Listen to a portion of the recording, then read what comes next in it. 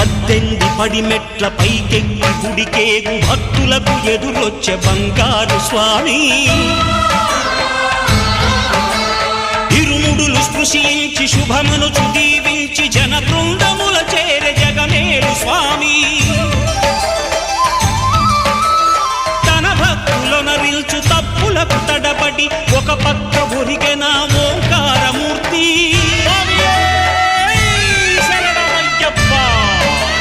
స్వాములందరూ తనకు సాయము కాగా ధీమంతుడై లేచే ఆ కన్య స్వామి పట్టబంధము వీడి భక్తతతికై